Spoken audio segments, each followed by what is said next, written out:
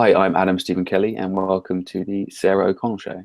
Welcome to the Sarah O'Connell Show. So welcome to the Sarah O'Connell Show. I'd like to first start off by talking about sort of early in your career, and you started off being a writer and a film critic.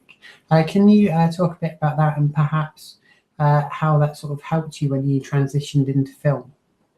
Yeah, sure. I've always been a lifelong fan of film, cinema, entertainment, TV, whatever. And I always I was always just sort of mesmerized by, I guess, movie magic, as you could call it, ever since I was a kid. And I always had like a flair for writing. It's like the only thing I've ever really been good at.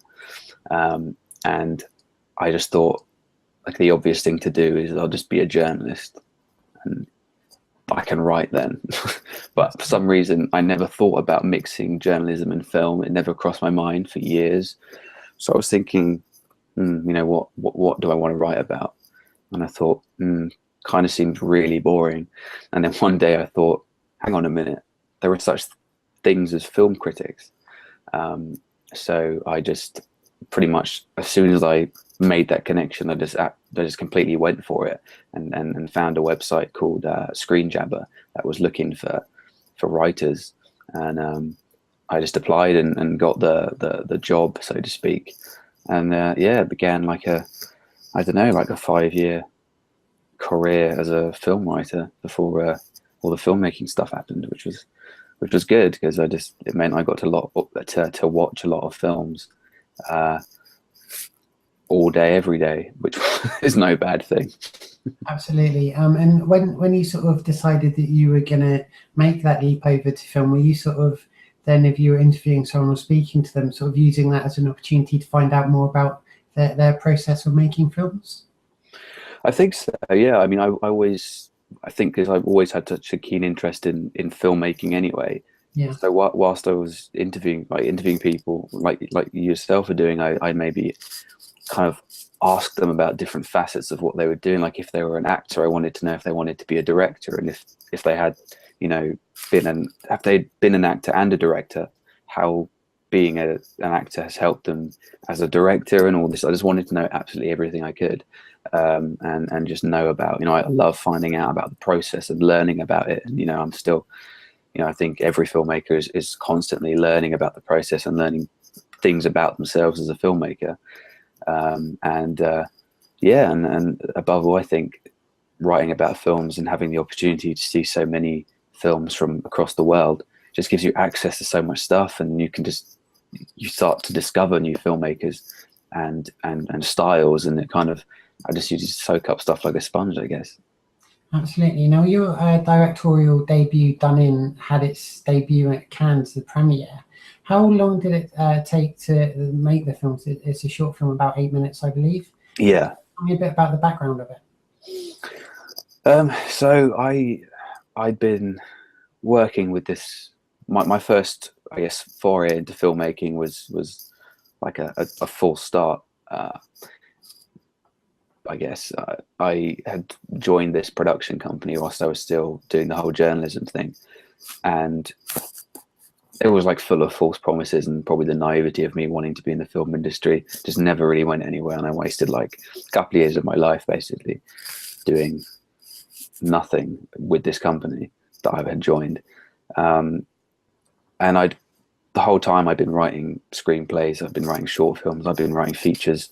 And then one day I just thought it's time that because all these scripts were just sitting around. Yeah. And I thought, I need to make this happen myself. So I thought, I need to write something that I am going to be able to direct. I need to write my first film effectively.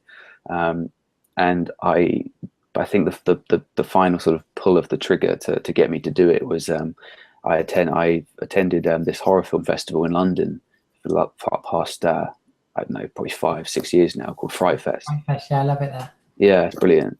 And just it was back when it was at the Empire in Leicester Square, and that massive like 1,500 seater screen one at the Empire, like, so no longer does it exist in the same way. I think it's like become 4 screens now. It's really sad actually. But just being there in the atmosphere and watching all these short films play out and all these feature films and just seeing how the audience reacted to them. And like 1,500 people strong. It's such, like, I got goosebumps just listening to people's reactions. And I thought, you know, I want that. I want to make something that has an effect on people and gets a reaction out of them. And that was the final sort of spur of inspiration I needed to make to go ahead and make my first film. And I was trying to make a horror film, and I was trying to force an idea, and it just wasn't working. And then suddenly the idea for Done In just popped into my head, and I thought, haven't seen that before, as far as I know. And about an hour later, I'd written the script and sent it to a friend of mine called S.J. Evans, who's a producer, which ties the whole thing together because I met him by reviewing a documentary he made as a film writer. Right. And then suddenly he immediately just signed on and said, I want to produce this film. So kind of went full circle, and then I had a producer who wanted to do it, and got the ball rolling. Oh wow! So it was a really quick turnaround for you then, I guess. And I thought the film was beautifully shot, it's powerful and quite dark as well. How did the audience react to it, and what was it like to sort of sit there with an audience watching your film? Oh, completely amazing. I mean, to this day, when I think about it, it's just like completely overwhelming because, like, I think probably all writers have this when they're working on something and they write something and think it's good. And they leave it for a couple of days, they look back on it and they think this is rubbish or it doesn't make sense. And Done In, of course, has that sort of big twist at the end. And I would read back what I'd written and I thought, this twist doesn't make sense. And people are gonna guess the twist straight away. And it's just like, I guess the plague of self-doubt that probably a lot of writers have. And the same thing when I made the film. I wrote it so I knew that the whole ending was coming. I knew how it was building and how the story was unfolding. But obviously no one else, the people who are watching that don't know that's going to happen. But when I got the feedback from the very first screening, which I wasn't able to attend actually, people gasped. I was told they gasped at the ending. I was like, oh my God, it works. Like, it was almost like a complete surprise to me because I was like, I had no idea what to expect. And then every time I've seen it since with an audience, it's just completely amazing. And all the feedback I got, because I mean, we crowdfunded the film and we had backers from all over the world. And then the film went out to them first, like, a digital link to watch it online. And everyone loved it. And they were so proud to have backed the film. And that just, like, today blows my mind because I'm just so glad that it worked. Because it's especially coming from that film writing background, because being on both sides of the fence, like, I've probably brutalized some poor guy's film in the past, in a review or something, and then I'm on the other side of the fence, and now the press were writing writing reviews about my film, and thankfully they were very kind. But it's a very strange feeling, like, having done both. But yeah, the reaction to it's been amazing, and still to this day people are kind of, it's up there online for everyone to watch now, and they're just people are still sending me tweets and stuff and saying how much they've liked it, and that ending. I'm like, oh, thank you.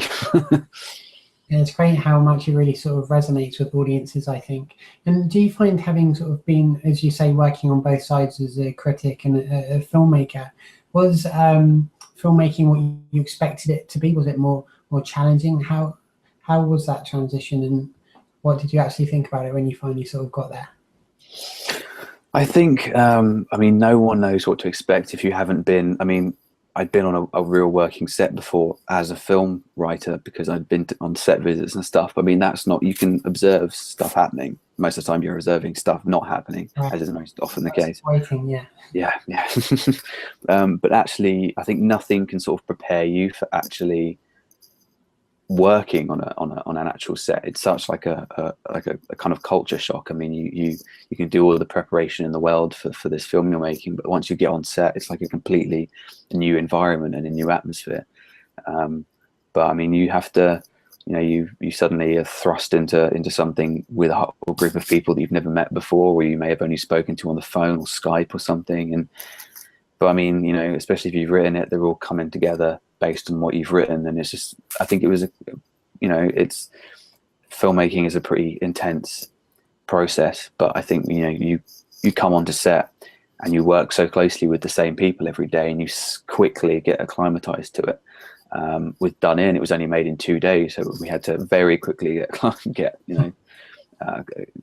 ourselves familiar with each other and everything. But no, it was an amazing experience. It was that film was the happiest filmmaking experience I've had to date. Such an amazing crew, and obviously my producer Ashley Evans, who just really shepherded it from when I'd written it to making sure we got it made. And yeah, no, just an incredible experience. That's brilliant. So your next film is Kill Kane, which was about a teacher whose family sort of brutally murdered by a gang, and then of course goes off and seeks vengeance. What was it like then going from a short film to a feature-length one? The funny thing is about that is, I said, you know, I made Done In 2 days, and then you'd think from going on to a feature, it'll be a massive jump. But I made Kill Kane in 9 days, so I didn't really have that much more time than Done In.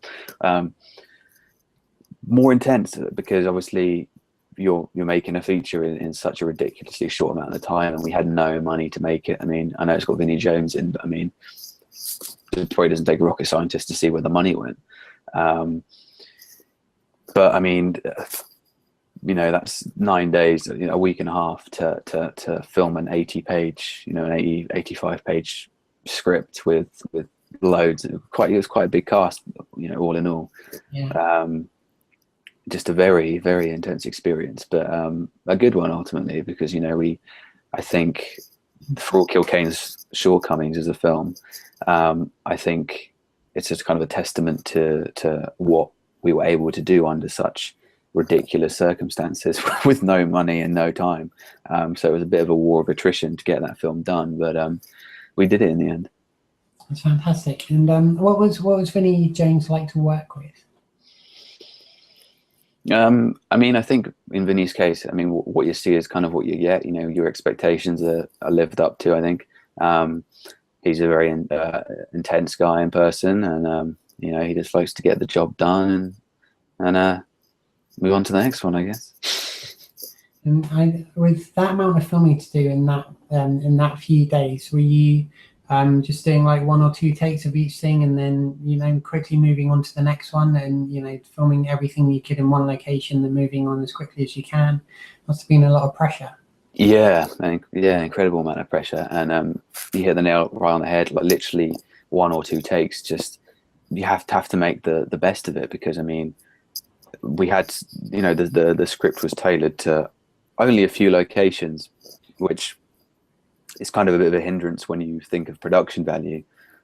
So it's finding the balance between, you're trying to shoot the hell out of every location you have to make it look as good as possible, but at the same time you have so little time to work with the actors. I mean, most of the time I had to direct the actors, as you know, the way I really wanted to was pretty much in pre-production, when we were on the phone and going over what the characters were and all the, you know, the subtext stuff that the audience doesn't see, but, you know, helps the actors with their performance and embodying their characters. But on set, it's like you got to give the kind of briefest, quickest direction possible, and just let them get on with it in a sense. And just we had no time for rehearsal. It was just figuring out the shots. Because I hadn't been to the locations before. It was all kind of working with the producer to find these places, and because it was such short time, we didn't have the time to do stuff that you may normally do. Just finding the places online. Okay, that's good. Can we afford it? Yeah, we can. Okay, let's do it. But yeah, a lot of pressure. But I mean, you take a wonderfully talented cast and crew, and I guess you can make it a reality, which I guess is I mean, people are so surprised when they find out that it was done in 9 days, and people seem to, I don't know if they're sort of thinking, okay, that film's not too bad for 9 days, but I think I'm proud that I was able to do a feature in 9 days, you know, even if it may not set the world on fire as a feature. But so, well, at least you know now that if you wanted to, you could potentially do about 25 films a year. So. Exactly. If my next feature has like 6 weeks to do it, I'll shoot it in 2 and then go to Barbados for the luxurious. Well, you should film it in Barbados. Yeah. I probably won't be working with them kind of budgets in a while, but So you're also credited, I believe, as having produced 10 films in the last 6 years as well. How on earth do you find the time? well, the thing with the films I've produced, I mean, I'm with a company called Hereford Films, and I work with a producer named Jonathan Southcott, who's like one of the most prolific producers in the British film industry, an amazingly smart, talented guy who knows everything about horror movies, and is just like a really passionate producer and a really good friend of mine.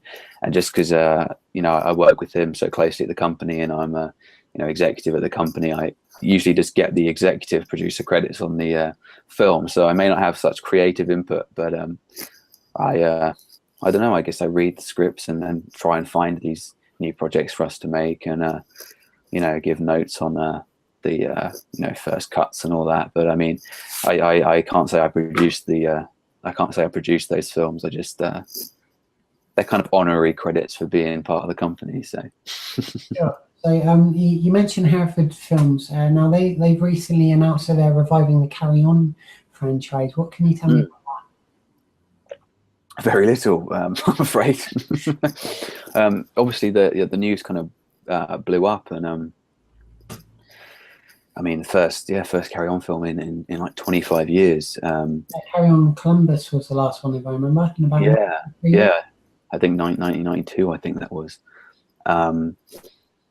But got very talented writers on it. The guys who did 2 Pints of Lager and a Packet of Crisps, which is obviously a very successful sitcom.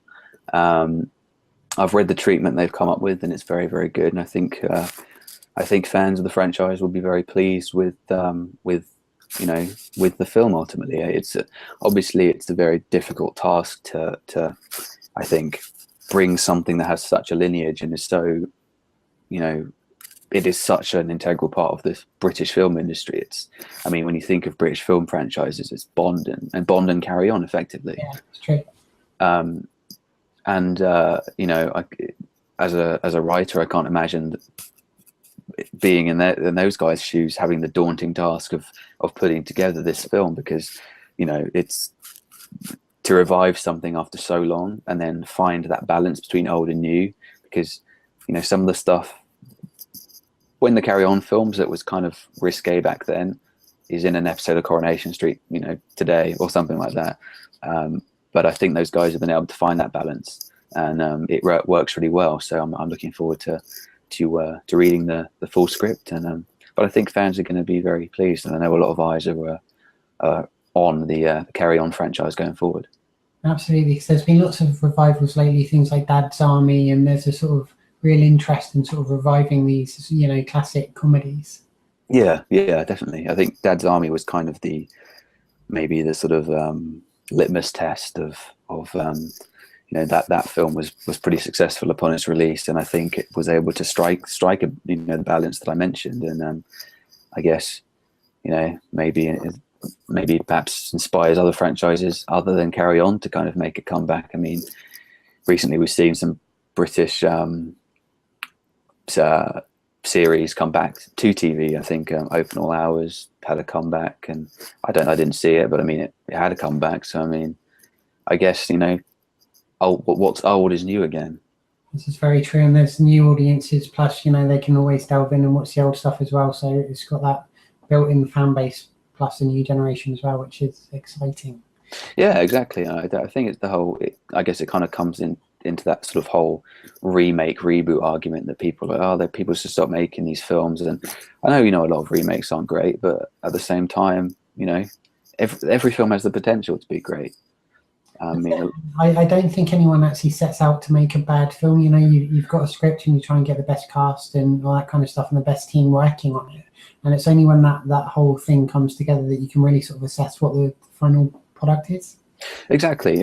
I think sometimes maybe look at some horror film franchises. You look at there's been so many remakes in the last 10 years of horror films that came out in like the 70s and 80s, and I think probably the studios thought let's try and get some money. It's you know, a brand, it's reliable and all that. But at the same time, the filmmakers, they don't want to make a bad film. So it's I guess people see it as a challenge to take something that's, you know, so many years old and take the initial idea with the inspiration and turn it into something that is applicable today and works for audiences today. And I have no problem with remakes at all. I mean, you know, if it's a good film, it's a good film. And, you know, there are a couple of remakes that I've seen that I actually prefer to the original film. And then, you know, each to their own, I guess. But I think as long as they're doing something new with the idea rather than just completely rehashing what was in the original film, then, you know, the original film still exists. It's like the whole Ghostbusters thing. I mean, I haven't seen the new one yet, but, you know, people complaining either because of the female cast or whatever. I mean, that's just nonsense, obviously. Or the fact that it's somehow going to, you know, erase their childhood or something. And it's like, no. I think getting older erases their childhood. Like, they're just not children anymore. Exactly. And you know, maybe people aren't going to, you know, look at maybe maybe the adults of 1984, whenever Ghostbusters 1 came out, maybe they didn't kind of like the first Ghostbusters film as much. You know, I don't know, maybe, you know, the kids that liked it have grown up and now they're being a bit, you know, cynical about these new films coming out. Maybe kids are enjoying it, and certainly a whole heck of a lot of adults are enjoying it. You know, it's not gonna take away what came before. And I think, again, with the Carry On franchise, you've got like, I don't even know how many Carry On films they made. Loads, tens upon tens. Yeah, there's a lot. There, you know, a new Carry On film isn't gonna destroy the legacy that's been created. You know, it's a legendary franchise. It's only gonna, you know, some people are going to enjoy it, I think. So it is what it is. You know, there's always the potential, and I think as far as Carry On goes, especially, it's heading in the right direction. That's it. And I think it's more, you know, a lot of things like Ghostbusters that you mentioned is that the important thing is it's a reboot, not a remake. So it's not the same characters, it's not the same storyline, it's the same universe. So it's basically sort of saying, if you enjoyed the others, here's another one in that universe, but it's not sort of directly stepping on the toes of them. It's almost like Star Wars Episode 7. It's almost like a reboot in a way. It's new characters, but same universe.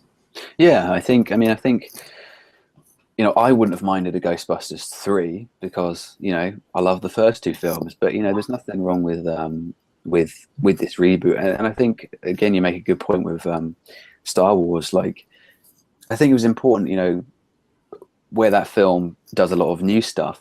It also it's deliberately familiar because it's been so long since, you know, Return of the Jedi. I mean, obviously there's the prequels, but obviously, you know, this one, you know, everyone has their opinion about the prequels, but I mean, obviously this one directly follows Return of the Jedi. So I think it was a smart idea to get people, you know, familiar with those characters again. And obviously with the way Ghostbusters has new characters, at the same time, I think, where it's maybe a little bit similar to the first film, it's kind of, I think, easing people back into it, if that makes sense, because it has been such a long time. And in the sequels, maybe they'll step out of that familiar territory because people will be back in the Ghostbusters zone, if you like. Well, when you see the film, stay to the end credits, and I think it'll probably address what they're planning next. Oh, okay, I will do. I plan on seeing it. It didn't offend me when I watched the trailers, so. That's it. You know, I enjoyed the film. I only saw it in 2D because it was the first screening available, but I'm planning on seeing it again. I want to see it at the IMAX. I think it's sort of built for that. Sure. I mean, I have a personal vendetta against 3D films, but so I'll make sure to catch it in 2D. Fair enough. So what else are you working on at the moment? Are you planning to direct again? Are you working on any scripts? Are you working on something right now? I am. I've literally just finished a new feature script, which I'm working on with, again, Jonathan Southcott, for a horror film. So it'll be my first straight up horror film, because I think some people have called it a horror film, but I think it kind of is a bit of a hard to pigeonhole film. You know, some people call it a thriller, some people call it a drama masquerading as a horror film, and others again have just called it a horror film. But this will be my first, you know, full-on horror film. Unfortunately, I have to be boring and can't say what it's about. But I've just finished that, the first draft of that script, and Jonathan and I are talking about another horror film to probably get started writing that pretty soon. So yeah, I mean, it's a busy time at Hereford Films, as is always the case with Jonathan, because he just makes so many films. But it's good. So I'm looking forward to getting stuck more into this current project, and then the next horror project. So it's I mean, horror's pretty much been my first love since I was a kid, and I think I was like 4 when I watched Hellraiser 3 or something. So I've just grown up with horror. So it's nice to be able to sort of to really, you know, dig into a horror film after all this time. And so, are you planning on actually directing these films as well, or are you just writing them and handing them on? Yes, I should be directing the one that I've just written, and I may be co-directing the next one. So that'll be an interesting experience, something new, which is always good. Keeps you on your toes. Definitely. Is there anyone else you'd like to work with? Any actors or any genres perhaps you'd like to try something different? I mean, again, I'm a film fan, so although I love horror films, you know, I also love, you know, any kind of film. So I'm always, you know, if I think it's good, or I have an idea, you know, it's gonna interest me. I think, I guess from, you know, I made Done In first, and you know, people think that's quite a classy short, and then obviously I just moved into making a British crime movie with Vinnie Jones, which is quite different from Done In. So and then a horror film, which is different again. So I guess I'm kind of don't know, experimenting maybe with different films. And but in terms of actors, I mean, there's a whole heap of people I'd love to work with. I mean, Lofty Aspirations, Mads Mikkelsen is one of my favorite actors at the moment. I'd love to work with him one day, you know, I can only hope. Kathy Bates. Oh, she's amazing, yeah. Amazing. I'd love to work with her. Just it's an endless list, but you know, one day a project may come up where they're suddenly available, and I don't have pennies to work with, so I'll be able to afford those guys.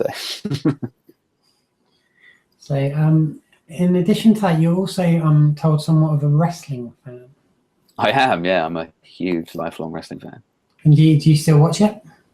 I do all the time. I more kind of read what happens like week to week, but I always watch the pay-per-views. So I kind of read like Raw, SmackDown, and everything. I watch NXT and the Cruiserweight Classic at the moment. Oh wow, so quite a lot. And do you watch all this stuff live, or do you just sort of catch up at a later time? I always watch the pay-per-views live. Everything else I just catch up when I can. But yeah, I'm always firing up the WWE network and filling my existence with as much pro wrestling as possible. It's something I've always loved, and hopefully one day get to be involved in somehow, not as a wrestler, but yeah, I've been talking to some people in the last few months about maybe doing something. I'd love to be, people moan about writers in wrestling, but I'd love to do something creative and behind the scenes, or booking or something. I've just always wanted to do that, probably above filmmaking. So I'd love to do that someday. But yeah, no, wrestling was, I guess, maybe, you know, my first love before even filmmaking. It's just something I've never fallen out of love with. Yeah, no, I love it, and I'm a proud pro wrestling fan. So yeah, I mean, there's lots of things you could do too. I mean, you could be a writer for it. They a lot of them have now got their spin-off movies as well. There's a film division at WWE, or you know, you could do a documentary about a particular wrestler, or world is your oyster, really. Yeah, hopefully. I mean, I've been through social media. I've been lucky enough to have sort of you know, talked to a few wrestling personalities over the years. I used to actually, when I was doing the film writing, I used to write for John Layfield. Used to have a website years ago, and I used to write for him and sort of befriended him a little bit. And he's a really good guy. But yeah, I mean, I did some bits for Rolling Stone where I got to interview people like Stone Cold Steve Austin and Mick Foley. So have you got any tips on how to get into the film industry? Oh man, I think there's no sort of foolproof guaranteed way of getting in. It's the age old saying of you know, it's not what you know, it's who you know. In a sense, I think it's often 2 parts luck, 1 part talent. Obviously, it doesn't apply to me, but it's a strange thing to get into, in the sense that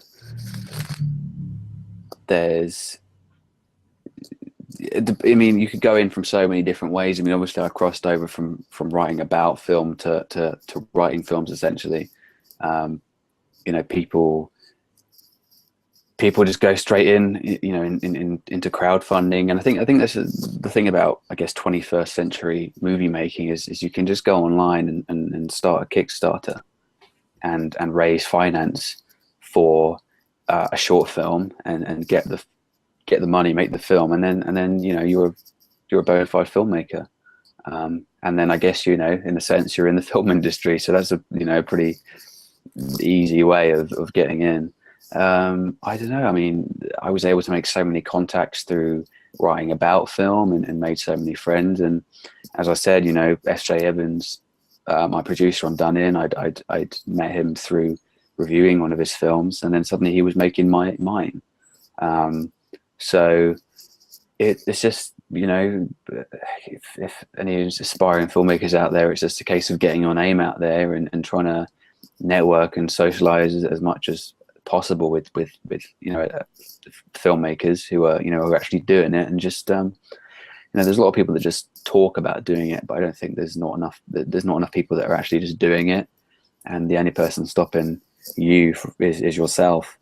So people should just go out there and just do it, because that's the only way anything's going to get done. People aren't just looking for, you know, random people who are interested in film and then pulling them into the industry. You've got to just find your own way in any way you can, really. But I mean, I don't know. I don't think there's any kind of guaranteed tips that are of any use. I mean, it's just do what you have to do. So really just sort of knock on as many doors as you can and explore as many avenues as you can, and just sort of keep trying to produce your own stuff in your spare time too. Yeah, I mean, especially if you're writing scripts, for instance. I mean, you know, if you're writing something, you've got to believe in it. Otherwise, what's the point? So if you believe in something, it's just kind of convincing other people to believe in it as much as you. So, you know, try and get an agent if you've got a script or something, or, you know, if you're an actor. I mean, they're the best people, I guess, that can kind of connect you with established filmmakers and everything. And yeah, it's just a case of doing what you can and just keep working at it, and eventually, hopefully, you'll find some way in. And then once you're in, it becomes a lot easier, because, especially once you make your first film, you know, you've done it, kind of thing, and then you've got that proven track record that you can do it and you do know what you're doing. But of course, the struggle is actually getting to that point. But I mean, it can be done. I mean, you know, I'm only 26 and just turned, as you noted. So it's a possibility. You just gotta work hard for it and do whatever you can to make it a reality. Definitely. So finally, where can people find out more about you online? Are you on Twitter? Where can we go? Yeah, I mean, you can follow me on Twitter. My handle is @ads_Kelly, and that's probably the best way to get in touch with me. Yeah, I'm usually tweeting some sort of nonsense, usually about film. So presumably the people watching this have an interest in film, so they may be interested. My mum. Yeah. So yeah, can hopefully, you know, give me a tweet and catch one of my films. Excellent. Well, thank you very much for your time and for coming on the Sarah O'Connell Show. No problem. Thank you for inviting me on. It's been a pleasure to talk to you. You too. Take care. And you. Thanks a lot.